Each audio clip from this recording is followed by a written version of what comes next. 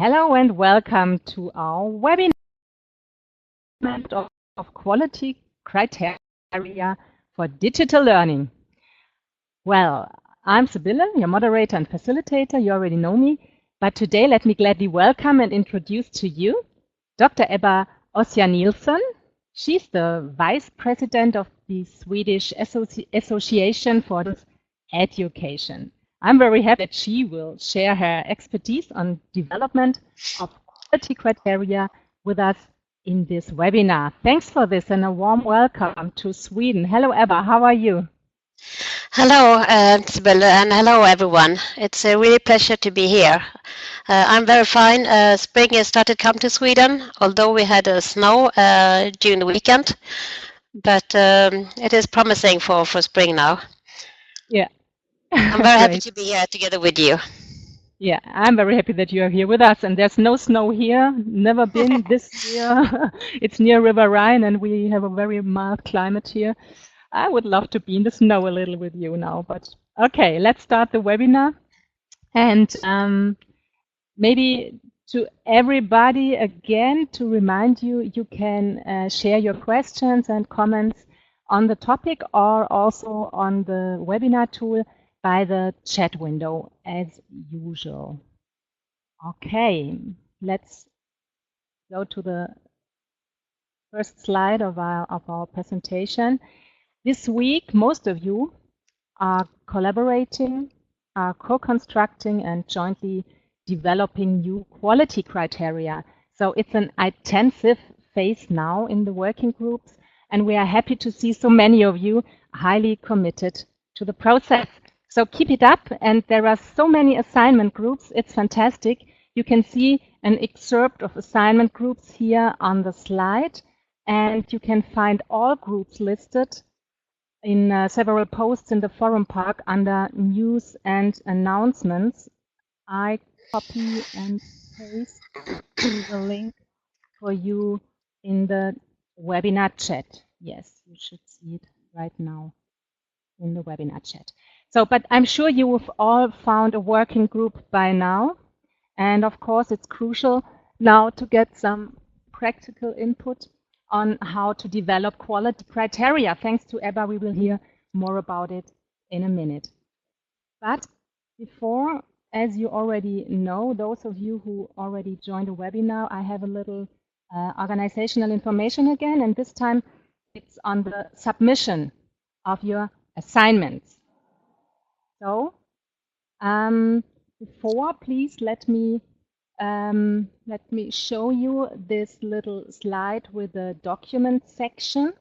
Let me point out to you this docs section of your working group, because here you are jointly developing a document of quality criteria within your team right now, I trust. And on the slide, you see an example only. So how to submit your assignment document now. As you all know, our deadline for submission of the assignment is Friday. It's Friday already, but you know, we still have a few days. And to submit the final version of the assignment document, first click on the document. Just click on the document itself. And let me go on in the presentation. Please let me point out to you that each group can only publish one assignment. So please be sure to publish the final version before activating the checkbox for the function. This is our submission for open peer review. So this is important because every team can only publish one document. So in the next step, please choose an appropriate category. And finally, please check again. Are you sure everything is perfect for review? Everything fine, really? And only then publish your assignment document, please. If this was a little too much or too complicated, I copy and paste for you another link to the chat, our webinar here, because here I've listed all those steps again. And maybe you ask yourself now, why are the assignments published in the beta house? And the reason is that next week we have our peer review processes, and that's why your group results are published in the beta house, so everyone can share their comments and constructive feedback in the beta house on assignments, and we invite every participant interested in a certificate to review and give constructive feedback to at least 2 other assignments. So I'm not sure if there are any questions in the chat so far, because I was talking and trying. I have a little look at the chat, and I trust that if you have any questions, you also can post them to the forum park, and I'll be glad to answer them there. So, but right now I trust you are having fruitful collaboration processes while developing quality criteria or concepts for digital learning formats, and I would like to hand over to Ebba now, who will share helpful tips, hints, and information on how to do this. Please feel invited to share your questions in the topic in the webinar chat, and the stage is to Ebba now. So thank you very much again for inviting me to have this presentation about equality in online learning. This is really my favorite topic. And I was really happy when I was invited. And as many of you know, I'm also a participant in the core course about quality in online learning and digital learning. And so why am I participating as well in this course? Although I do a lot of research, and I, as you will hear later on, I have been involved in a lot of quality projects about digital and open learning, and I will tell you more about my experience about that. But I attended this course because I love this topic, and I would love to share experience with other people about the topic, because there are always improvements to do. I started with this this slide because I really like the outline for this course, the way you have created this course, and the main house and the beta house and the forum groups, etc. Because I think it is really a good way how you can build the course and how you can have different kind of community places to work in.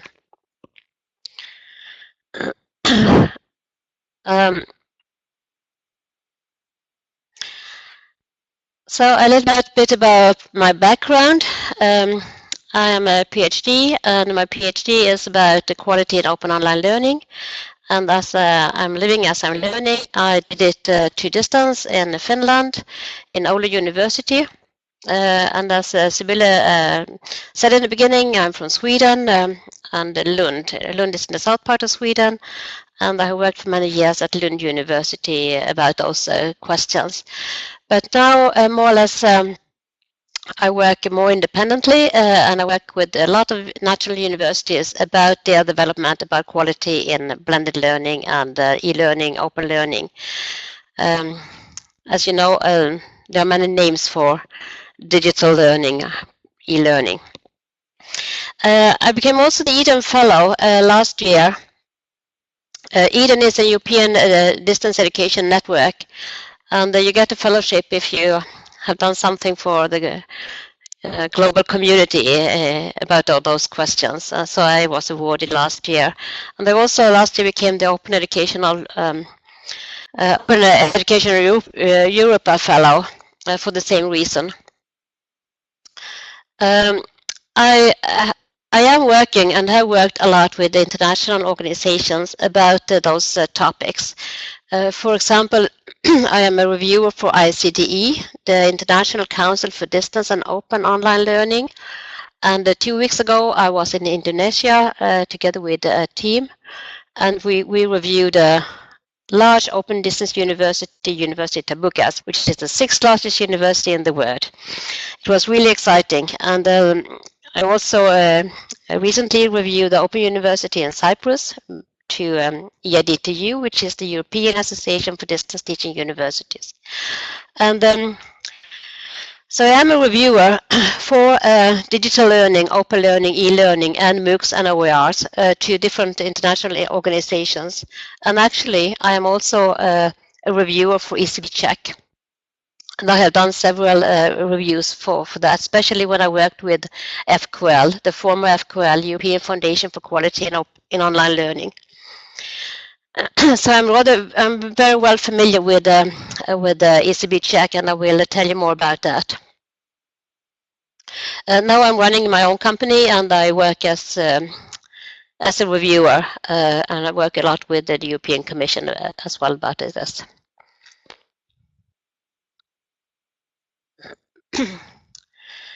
So I have been asked to talk about how to describe and how to agree on quality criteria. I have been asked to talk about Open ECB Check, about my experience about how to do quality reviews and what you have to think about, and also my personal understanding of quality, and to give some examples. Maybe I will not exactly do the presentation in this order, but this is the topic which I will touch upon. And I will have a rather brief presentation, and then I will hope that we can have a lot of discussions, both here but also later on in the forum groups, not at least for our assignments. And Sibylle has promised also to check about the questions in the chat, so we will take those in the end, because I think that many of the questions maybe will relate to different kind of topics in my presentation. I hope that is fine with you. Yes. Yes. So first of all, when we're talking about quality, it is not that easy to say quality is this and this and this. It first depends on if we're talking about quality as norm-based or process-based. Norm-based is mainly like that is made by authorities, national or international authorities, which have defined specific quality criteria, and they are more coming from above to set quality standards. So it's more norm-based. The other side of it is more the process-based, like either certification to some kind of organization, like for example the GIZ, or for example the ICDE, or for example the EIDTU. And you can also, then you can get the certification for good quality. And you do that mainly through benchmarking. Benchmarking is about self-evaluation, because if you do a self-evaluation, you are more committed to develop quality and to see what quality is for you and for your course, for your organization. So it depends how we see it. I also would like to take some words about the stakeholders. I know that Professor Ulfelus, who is a very good colleague of mine, and we have done a lot of work together as well, he also talked about the stakeholders. At least those can be identified, and sometimes those stakeholders have the same kind of view on quality, but sometimes not. We have the learners, the academics, the faculties, the institution, the region, the country, the nation, and international standards.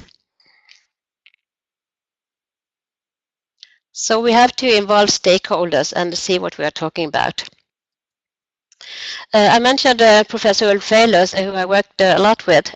We did some, in 2014, we did a very interesting quality project about MOOCs. What is quality in MOOCs? And we did it to inviting international well-recognized researchers on MOOCs. So they were individual invited, and the task for them was to write a blog post about quality. I think that was an excellent research method. And we posted during 12 weeks, we posted to this project one blog post each week, and it was as a blog is, it was opened. So during the week and during those 12 weeks, there were a lot of discussions and comments, both between the researchers but also from public. And in the end, we had a conference for FQL, and we were discussing for one day. We ran a MOOCathon workshop about it. There came a lot of articles out from this project, and I can really recommend you to have a look at that. Where can we find it? Is there an address? Yes, I think I took the address is on the slide directly. I hope so. Okay, so yeah. Otherwise, I will have a look. If not, we can. But yeah. It was a nice way to do it because, I mean, as I said in the beginning, quality is not just to be defined with some word or with some words. It depends very much what kind of perspectives you are looking at. But anyhow, I worked with the ICD, the European, the International Council for Distance and Online Education, and me and my research team, we looked at the most common quality models in open online learning, digital learning, e-learning, blended learning, OERs, and MOOCs all over the world.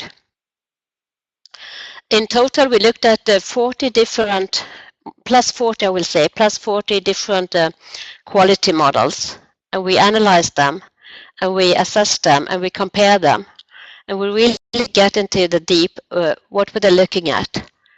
What was the focus? What was the aim of the quality models? And of course, one of the quality models was a speech check. Was involved as well. Whatever model you are looking at,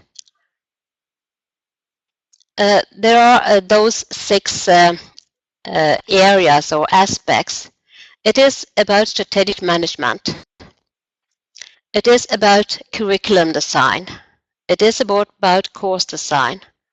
It is about course delivery, about student support, and about staff support. And I will say more and more, and the newer the models are, the more they are looking even of those aspects from the individual's perspective, from the learner's perspective. So even about strategic management, they're looking at the learner's perspective.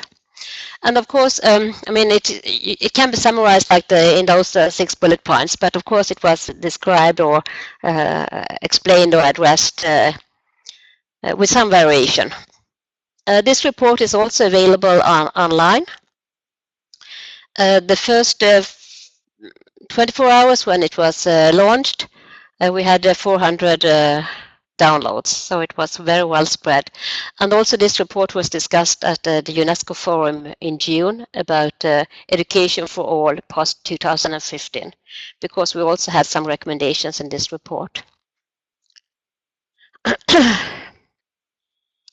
So again, we can see a model like this, where those 6 perspectives, dimensions, areas are in common. And then there are, of course, under criteria, indicators, benchmarks, or whatever it is called, under each of those 6 areas.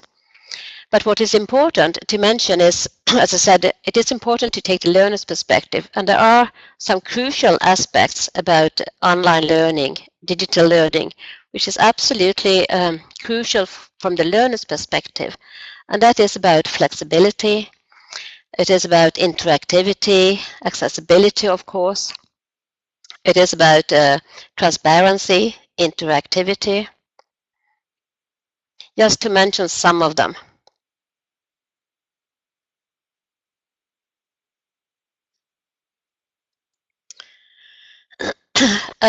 I have been asked to talk a bit more about Open ECB Check, as GIZ is responsible for ECB Check.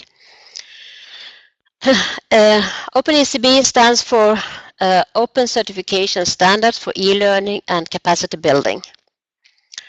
And the Open ECB Check is, if you remember those two arrows, which one were more about accreditation, one were more about self-evaluation, benchmarking, certification. Open ECB Check is about self-evaluation and certification, and it covers both on program level, but also at institutional level.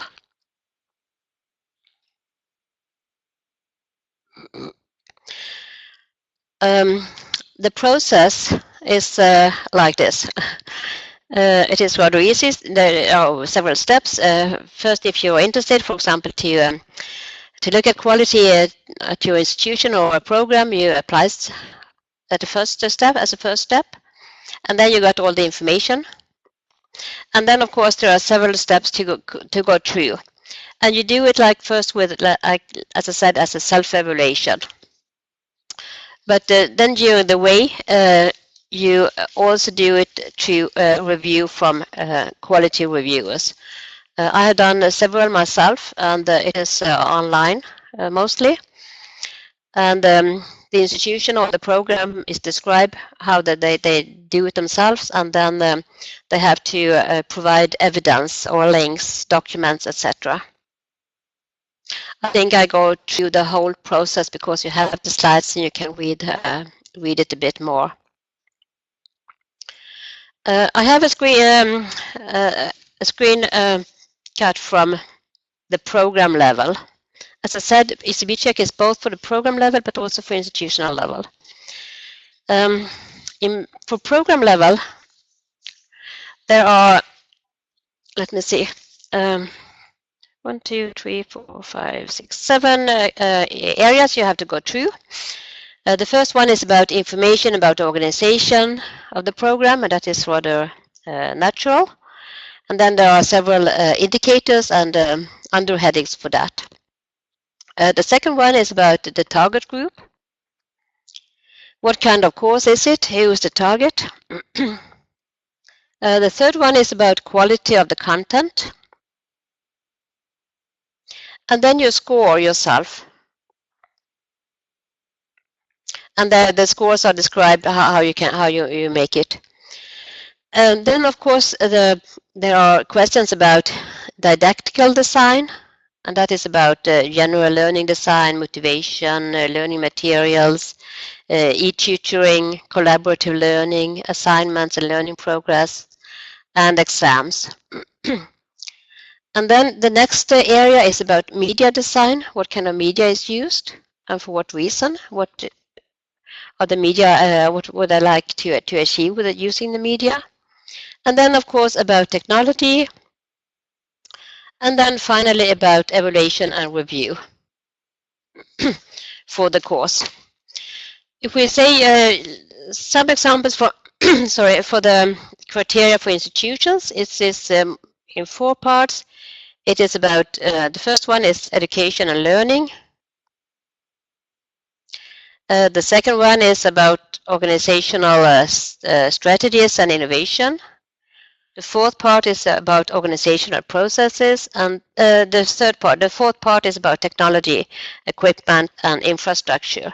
And as you can hear, when I just are reading the headings, they are rather similar to those which I had in the figure about strategic management, the course as such, the curriculum, the course delivery, and the student and staff support. So they are rather similar, but they are, as I said, expressed in different kind of ways. This is again a screenshot about the process of the ECB check and how you go along with that.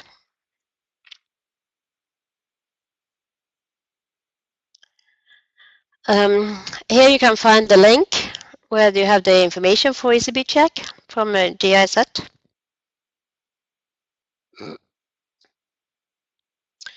I would also talk about the EIDTU Open Up Ed quality model for, especially for MOOCs. They have one for e-learning as well, and more or less their areas are those 6 which I have mentioned now several times. But for the MOOCs, they have some. It is built on the e-excellence as well, but they have developed it a bit further on. So the features they are looking for is about how learner-centered is the MOOC, how open is the MOOC for the learners, not just about accessibility, but also about costs, material, etc., etc. How digital openness is the course. What about independent learning? About media and supported interaction, about recognition options.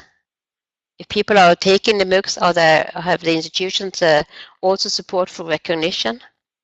And of course, about quality focus and spectrum of diversity. And again, those features are divided into indicators, and it's also made like a self-evaluation benchmarking. Recently, this book came out, built on the Khan model for e-learning. And again, Khan model is more or less the same. We had that in the ICD review as well. We looked at the Khan model for e-learning, and again, they have this more or less the same kind of areas: management, the course as such, staff and student support, and indicators, maybe up to from well, let's say 10 to maybe some models have up to 100 quality indicators. So it depends how much in details you go. And how much in details you go, that depends very much about your maturity level. This was also from our research from ICD, because we discussed very much about maturity for the institution. If you're just to start up with digital learning, or if you're really, really experienced, like an open university, for example. So are you more in the beginning, are you more in the emerging, or are you an expert? And again, we have listed here the different kind of stakeholders. So maybe when you check your own matrix, maybe you're very advanced, for example, at one level, but maybe for learner perspective, you're not that advanced. So it also depends.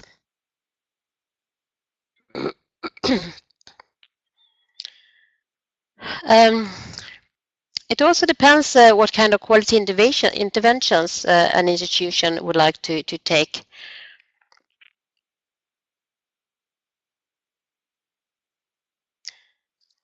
Are you just going to be investigated where you are, or are you really, really mature, or you like to evolve?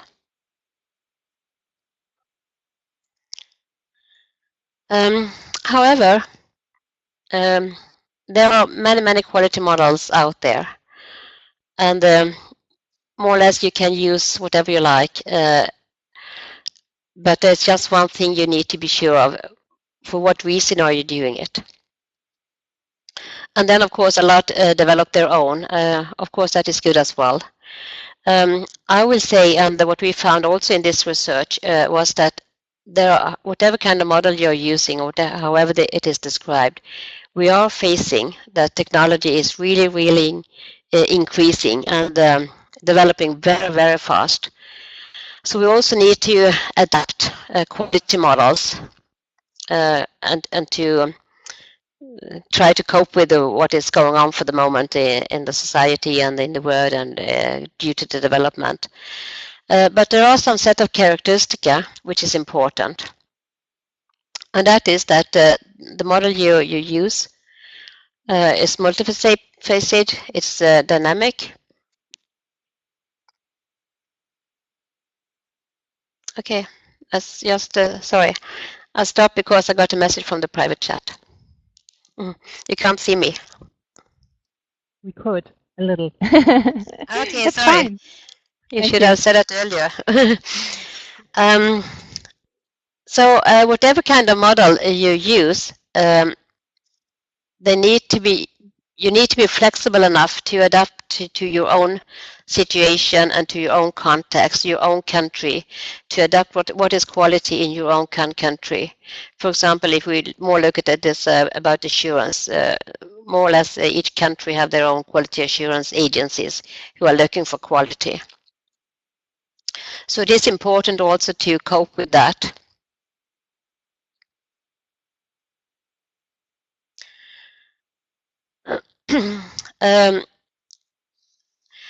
There are many models out there, and there are a lot written and researched about quality in digital learning. And as I said from the beginning, this is really my area. And although I have a lot of experience and I have a lot of research ongoing, and we have looked, for example, the study which I presented, to many models, and I have also done several reviews, both at institutional level but also at program level and course level. I will say that what is more and more important is what first came out with this quality project, which we did with Professor Ulf Ehlers, that nowadays with the possibilities for learning all over the world, more or less, not at least with the MOOCs, there's a new term coming up, and that is choice-based learning. And as I said also, the most models nowadays really take the student's perspective. And that is very important, because learners need to take ownership for their own learning. And in the end of the day, that is what is good quality. And I was asked what is my own perspective about quality, and I think this is very important. A course is good if the learner can take responsibility and ownership for their own learning, because that is really what counts due to motivation, due to outcome, due to dropout, etc. There is a saying also, which is quality is in the eyes of the beholder. So the question in the end of the day is really, what's in it for me?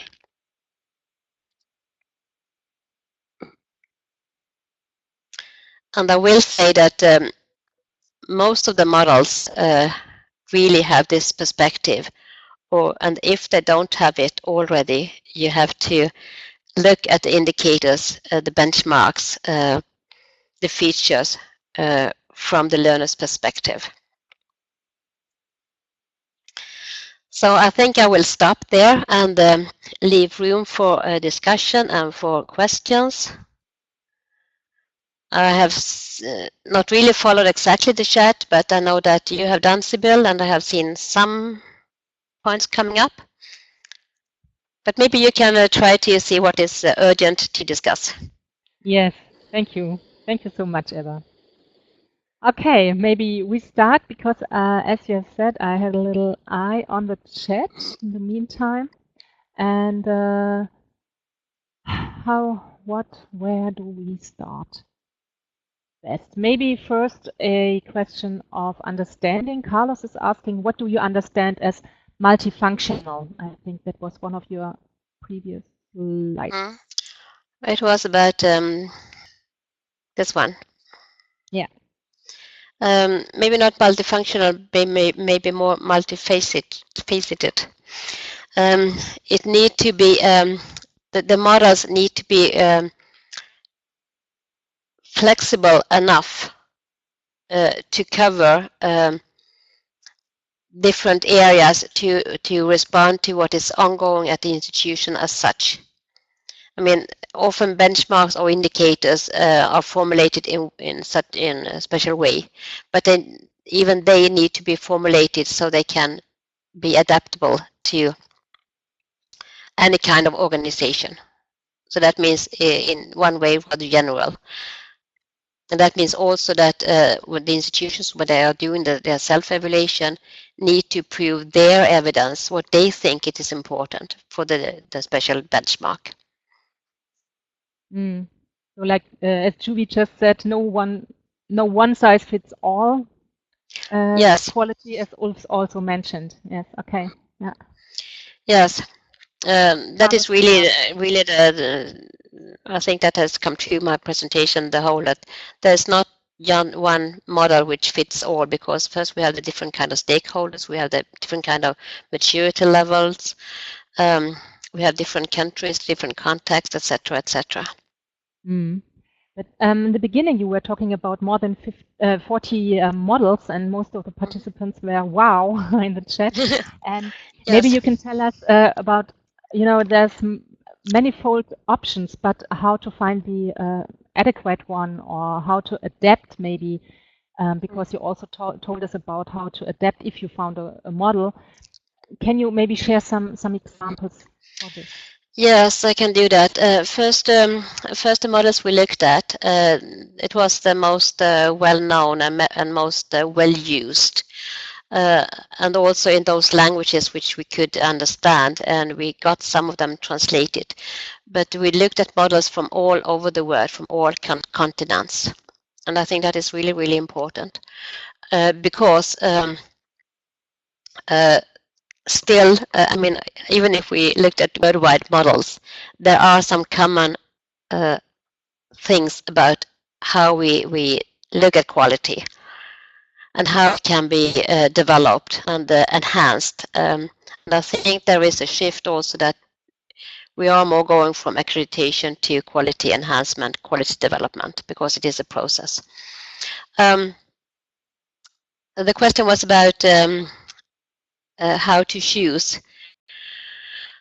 Well, The adequate model. Of course, that is a difficult question, but I think also that is important.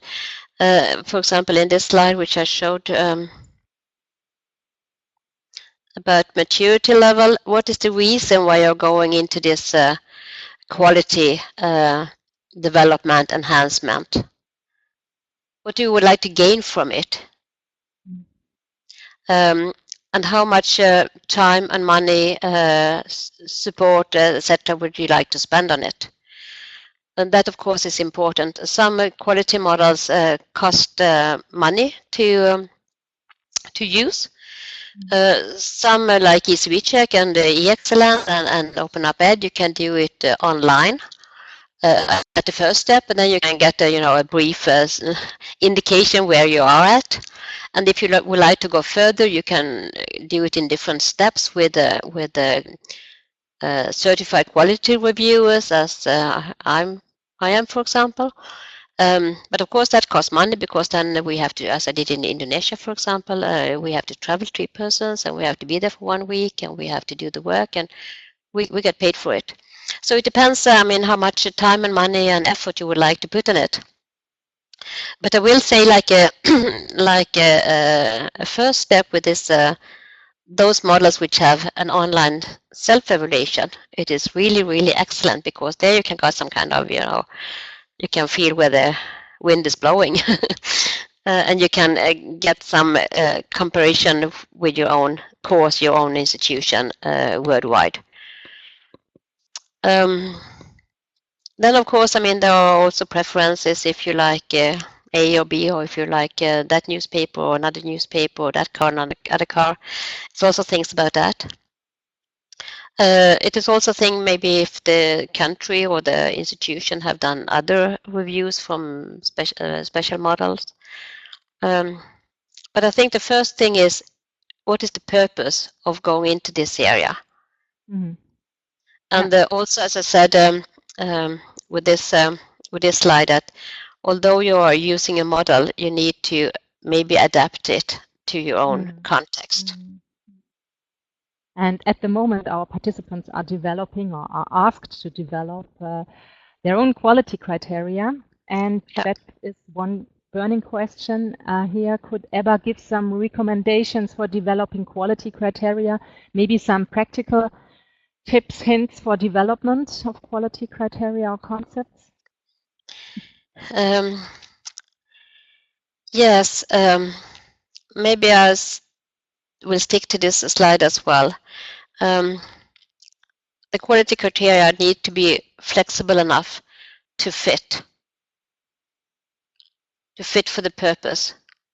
If you're too detailed, it will come to difficulties, because then it is rather difficult for an institution to describe and to decide what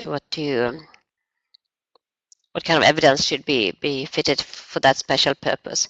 So I think it should be rather wide, and I think it's more and more about the learner's perspective. And could you give an example maybe for a criterion that is not too open and not too, you know? Yes.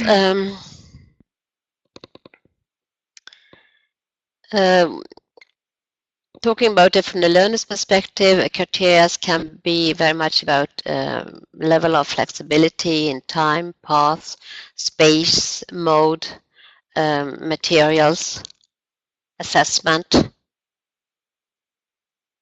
for example. Another example can be a level of personal personalization, or level of personal pathways for learners. Do you need to go through all kind of assessments or steps, or can there be a variation for different kind of learners? I mean, it's very much how you're setting your learning outcomes. That is one step, how to define learning outcomes. I will say, let me see.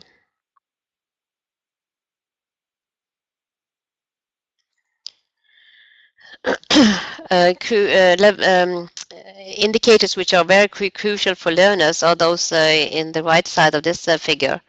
Just about flexibility, level of interactivity. Interactivity means, for example, interactivity with the peers, with the material, with the tutor. Accessibility. And as you see, those are rather wide in one way, but you can describe them in sentences or situations which can fit rather wide for an institution or for a program.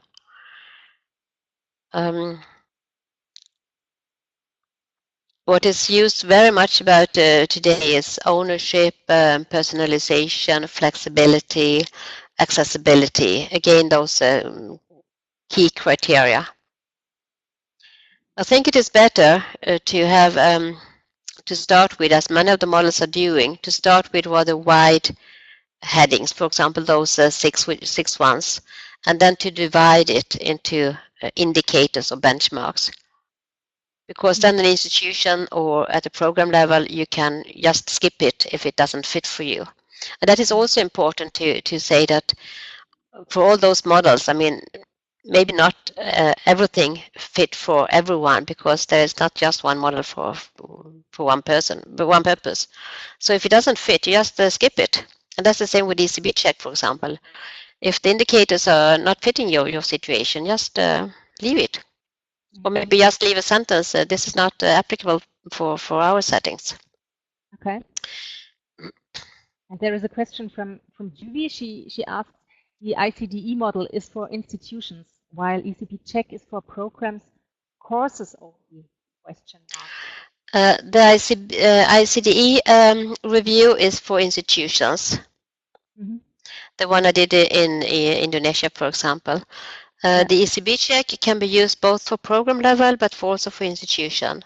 And that is the same with the EADTU, e-excellence, and the MOOCs Open Up Ed, for example. Okay. And there's another question by Julie that's quite good at that moment. Can you give a short statement on how the ICDE QA was conducted in Indonesia, which you mentioned earlier? How we did it? Yeah. Yes, it started with a self-evaluation from the, well, it started at the ICD have some kind of criteria and the process model. And they take again the view from the learner's perspective. That is very, very clear stated, although it was an institutional review. it has to be reviewed from the student's perspective. It started with a self-evaluation from the institution, the University of Tuschter, and there was a nomination process for reviewers, and then 3 were selected, and it was me and 2 colleagues. So we had to go through all the documentation that they had provided us, the self-evaluation, all the documents and the evidence which they had referred to, the national quality standards. They had done a national quality review also, so we had to compare with that. And also they did a quality review by ICD 5 years ago, so we had to compare with that as well. So we had to go through a lot of documentation, and we also had to provide the university with our method of the review process and to agree about that. And then we were there for 1 week to meet with different kind of people and stakeholders and students and teachers and academics at all levels. And we were invited to do study visits. In Indonesia, they have one head office. They have 500,000 students at the first round. And then they have 17,000 islands, and at 37 islands, they have regional offices taking care of the students at the largest islands. So we visited some of the largest regional offices, and we had video conference with some others. So we really got a very deep, I will say, insight from different stakeholders within the university. And then we had, of course, a lot of discussions in between us, and then we had to deliver an oral report before we left. What were our findings and what were our recommendations? So we did, and now we are in the process of writing the report. Mm-hmm. And how long did it take all in all? The report had again to be approved by the university. Mm-hmm. I mean, first of all, clarifications, but also that they can recognize themselves. And in total, it we started this process in December, and we were there in the beginning of February, middle of February, and from the visit, we have 8 weeks to write the report. Mm-hmm. So it takes some months, I will say, and it was the same kind of process for the last one I did with Cyprus. It was more or less the same kind of procedure. It was based on a self-evaluation. It was the site visit. It was meeting with a lot of people there and doing some kind of oral report and then the final report. Mm-hmm. Okay, thank you. Mm-hmm. I have another rather topical question. Maybe Indica is asking, one thing I always worry about is the assuring quality in facilitation, which I think will be highly personal and have a high degree of variation. And also Irene, she says, have you come up with quality criteria for facilitation or facilitators? Do you have an example here maybe? I'm not exactly know if I understand the question. If there are quality criteria for facilitators. Facilitators of learning scenarios, of MOOCs, for example, or facilitation of e-learning courses, tutoring, and yep. Yes, I mean by facilitator, it's the same as it's often meant the same as the teachers. Yeah. And there's also questions about, I mean, talking about the facilitators or for the teachers or academics, this part about staff development is very many, often very many questions about how do you recruit staff, how do you develop staff, what kind of incentives are there for staff going into the digital learning, for example. Are there maybe any awards? Do they have the same kind of workload as so-called campus courses? Or, but I will say that it is talking about models in such it is important that quality in digital learning is not seen separate, although there are separate very special issues which have to be taken into account for the. So it needs also to be incorporated in an ordinary quality assurance system for an institution, for example. But I will say there are many indicators for staff development, for staff support. Okay. And Hedda, she's asking which quality criteria measure especially peer learning and community building aspects?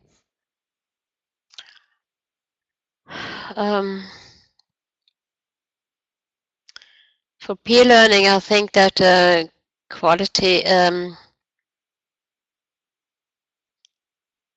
will say that the areas about curriculum design and course design and course delivery all covers peer learning and need to be reflected here. So there are different sections to take into consideration. Yes, there used to be that. Look into them and find out the concrete criteria and choose the ones that are fitting. Yes. Or adapt them. Okay. And Garam Kant, he or she asks, how about the measurements for those characteristica? I don't know exactly what kind of characteristica are meant here. Maybe maybe the slide I had, because I called that characteristica. There are no any measurements for those, but where did I have it?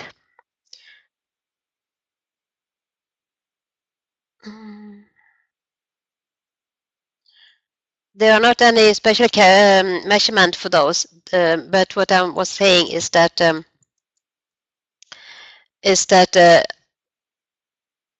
as the technology and digitalization is so rapidly increasing and changing the models, if you are developing own models, they need to be flexible enough, not at least to those aspects.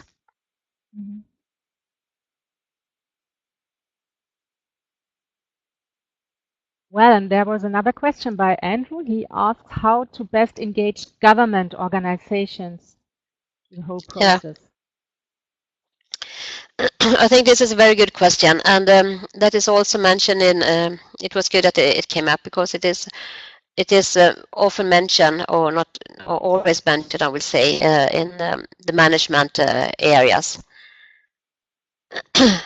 How does the strategies, policies about blended learning, e-learning fits with the national and governmental structures, if they fit about it?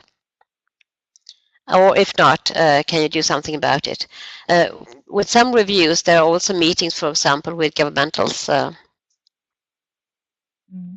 and with stakeholders outside the university. Is it Antonio Camilleri who is asking, or? I already deleted. It was Andrew from, I think he's from Denmark. For example, the review we did it in Cyprus. We had a meeting with stakeholders outside the university and also with the government. And also with now in Indonesia, we didn't met them, but we looked at the national standards and the national accreditation and the review they had made by them. So it is very, very important to be integrated, because this quality about blended learning can't be some kind of isolated island by itself. It needs to be integrated into ordinary quality assurance as much as possible. I think that is really, really important to stress. Okay, thank you. I got another question from Janaka at Ebba. Can you elaborate on some experience about quality in gamified e-learning? Is it practicing in the field? So they want to... About gamification? Gamification, yes. Yes, I think first of all, I think we have a lot to learn from gamification, because for one or another reason, people who are involved with games often learn a lot, and they are often very much engaged. That is the first point, and the intrinsic motivation we all know is the best for learning. So from the learning perspective, I think we have to learn a lot from what they are doing. Otherwise, I can say about the general, I mean, it is very much about interactivity and about motivation and also about flexibility. I mean, all those aspects which we have talked about, you can apply to gamification as well. It needs to be fun, and learning needs to be fun. That is also one kind of quality aspect. That's true. Okay. I'm sure we won't be able to answer all questions again, but you're welcome to join my group assignment. Yeah, that's true. Yes.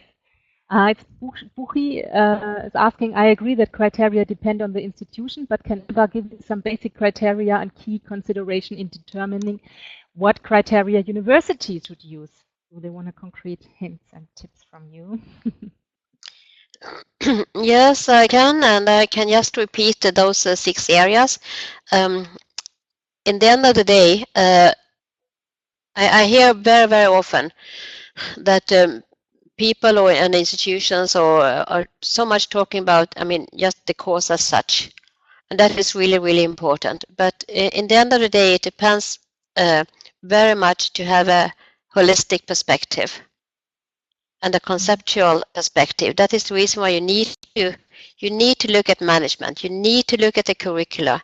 You need to look at the course. You need to look at how it is delivered. You need to look at staff and student support. And all those things together makes quality. It doesn't matter if you have high quality for student support, for example, if the rest is rubbish. And that's also the reason why there need to be, I mean, it doesn't need, it doesn't fit to just have a policy and plans if on the floor is nothing. I mean, there need to be bottom-up perspective dimensions, and there need to be those more top-down, and especially there need to be those in the middle. And I will say that middle manager and middle leadership is crucial for developing quality in online learning, because they are the ones who are dedicated or allocated funding and money and workload, etc. And there is also research that if the middle management is failing doing this kind of things and understanding it, maybe not failing, but they don't understand it and are not aware of it, we can never develop digital learning, e-learning. Okay. Well, as far as I can see, we are nearly at the end of our session. I will have to take another look at the chat. Maybe you find another question you would like to answer. But they're already thanking, and Maggie, she liked it when you referred to learning as fun. Yes, and learning has to be fun, because it is. A lot of people are talking about, you know, the high dropout in open online learning and the high dropout in MOOCs, etc. But of course, people drop out if it's not fun. Yeah, and that's the reason why you need to look at what's in it for me. And others maybe think that learning has to be kind of serious, and maybe they don't want it too funny, but we have to be maybe a little, you know, we have to find the balance. Yeah, yes, the balance. Trying to motivate by good quality of courses and programs. And John, he says, I agree. Quality is not static, as it tends to change with new needs of global quality.